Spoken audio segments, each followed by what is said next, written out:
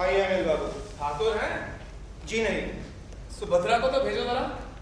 नहीं है, साथ ही घूमने गए हैं। बैठिए। चाय पिएंगे? अगर मिल जाए तो।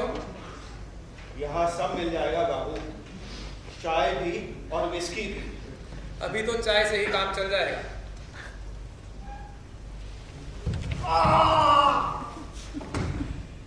कौन है? मैं पूछता हूँ कौन है? बाहर आ। मृणाल, तुम क्या कर रहे हो? खेता काम तो तुमने। अनिल, तुम्हें मुझ पर विश्वास है? कैसा विश्वास? यही कि मैं कोई गलत हरकत नहीं करता। हाँ, विश्वास है। Good, very good. अब ध्यान से मेरी बात सुनो। मेरे पास अधिक समय नहीं है। ठाकुर कभी भी आ सकता है। ये खेताराम भी। सरोज मरी नहीं, मारी गई है। क्या बकते हो? समय अधिक नहीं है, इसलिए एक दो पॉइंट बता रहा हूं। ये तो तुम्हें मालूम है ना, सरोज की लाश से एक पर्चा मिला था जिस पर लिखा था मैं बीमारी से तंग आकर आत्महत्या कर रही हूं। उसमें किसी का दोष नहीं है। पहली बात तो ये कि वो इतनी बीमार नहीं थी कि तंग आ जाती। दूसरी ये कि आखिरी कुछ दिनों में ठाकुर और सरोज के बीच तनाव था सुभद्रा को लेकर।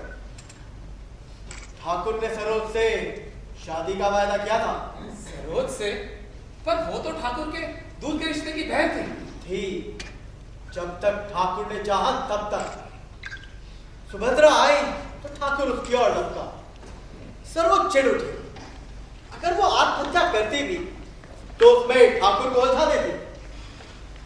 तीसरी बात, ठाकुर को बहन की मृत्यु के बाद ही शादी की जाती थी। उसने 15 दिन के भीतर ही सुभद्रा से विवाह कर लिया। क्यों? कहीं देर होने से भेद ना खुल जाए। और चौथी बात, मैंने वो पर्चा देखा है जो सरोज की लाश से मिला था। वो सरोज के हैंड राइटिंग में नहीं है। और हाँ, एक बात और, जब आदमी लटक कर फांसी लगाता है तो उसके मुंह से निकला सफेद झाग थोड़ी की तरफ आता है। सरोज की लाश पर वो झाग सूख चुका था और कान की ओर बहते हुए सूखा था, यानी उसे लिटाकर मारा गया था और लटकाया भी काफी देर बाद गया था। पर तुम ये कैसे कह सकते हो कि वो पर्चा सरोज की हैंडराइटिंग में नहीं था? मैंने वो पर्चा एक बार देखा है, छिपकर, पुलिस वाले को अपनी तरफ मिलाकर। ठाकुर को मुझ पर शक हो रहा है। वो बार बार मुझे टाल देता है, पर्चा दिखाता ही नहीं। यहाँ की पुलिस भी उसके साथ मिली हुई। अगर मैं इंस्पेक्टर के पास गया तो ठाकुर को बता देगा। चमचा साला। तो तुम चाहते क्या? वो पर्चा, मुझे यकीन है ठाकुर ने उसे अभी नष्ट नहीं किया है। आखिर ठाकुर को भी तो सरोज की आत्महत्या का सबूत चाहिए। यही इसी घर में कहीं वो पर्चा रखा।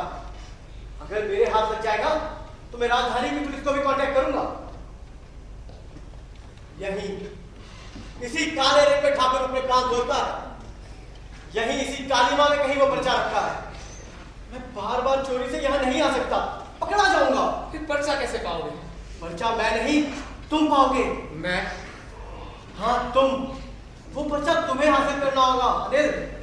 देखो, सुभद्रा तुम्हारी बहन है, तुम्हारा यहाँ काफी आना जाना है।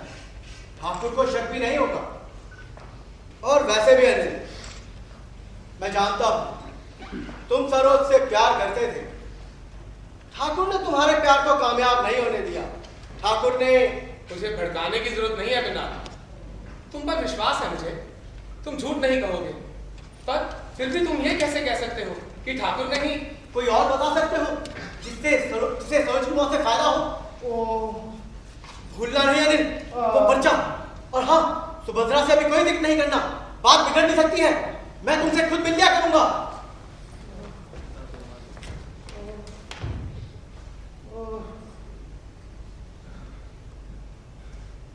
क्या हुआ? भाग गया। कौन? चोर। हाथ आ जाए तो गर्दन पर ओढ़ दूं। तुम उसे पहचान गए? नहीं, शक नहीं देख पाया। बस एक लम्हे के लिए दिखाई दिया था।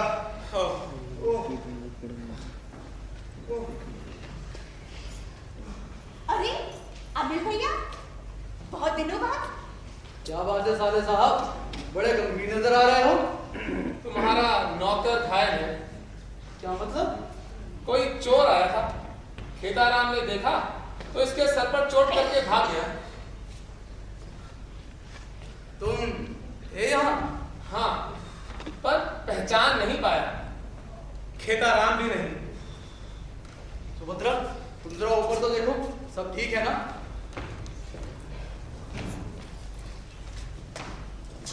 क्या हुआ? किसी ने मेरे कागज छुए हैं। चोर ने?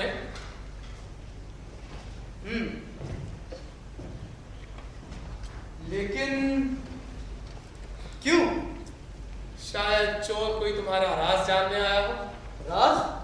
कैसा राज? ये तो तुम जानो, तुम्हारा कोई राज नहीं। तुम जानते हो? क्या तुम्हारा राज? नहीं, यही कि ठाकुर की कोई ऐसी बात नहीं है जो दुनिया से छिपी हो। बेवकूफ मत बनो। ऐसी एक बात है, क्या? मुझे बतानी होगी। बात शुरू की है तो पूरी भी करो। यही इस काली पैनल का राज। ओ तुमने तो मुझे डरा ही दिया था। मुझे लगा कि सचमुच में मेरा ऐसा कोई राज है जो मैं भी नहीं जानता शायद। वैसे चोर आया कहां से? खिड़की से। खिड़की से?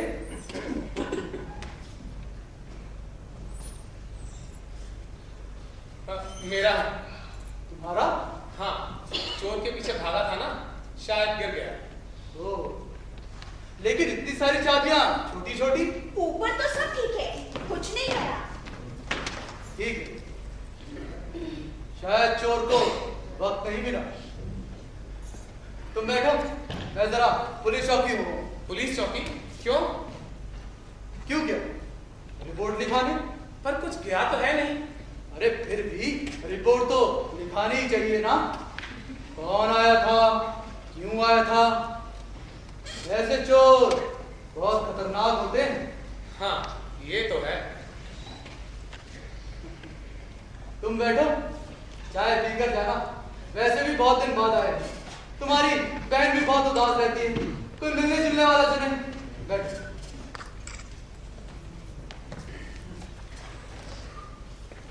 मैं सोच रहा था अनिल, तुम कुछ दिनों के लिए हमारे यहाँ रुक जाओ।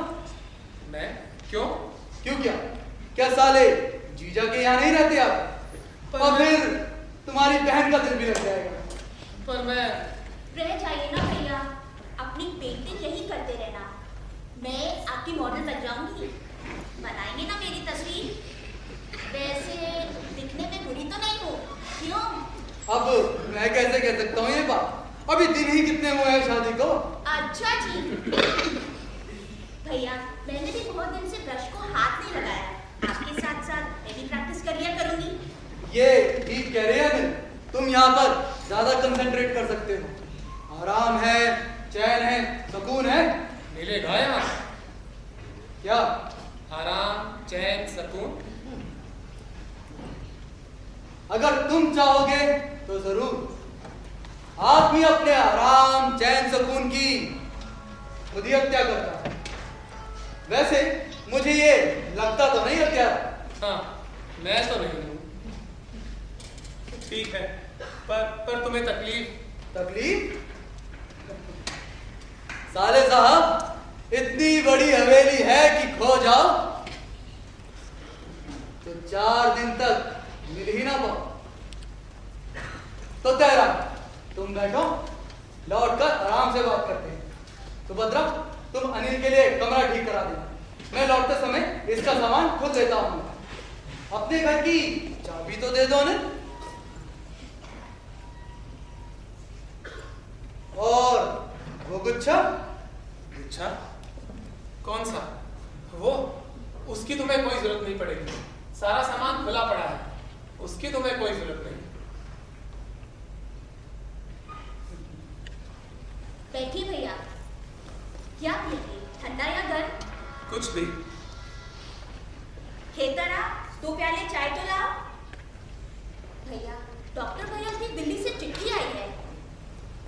ए भैया, हाँ, किस सोच में डूब गए? कुछ नहीं, बस यूं ही।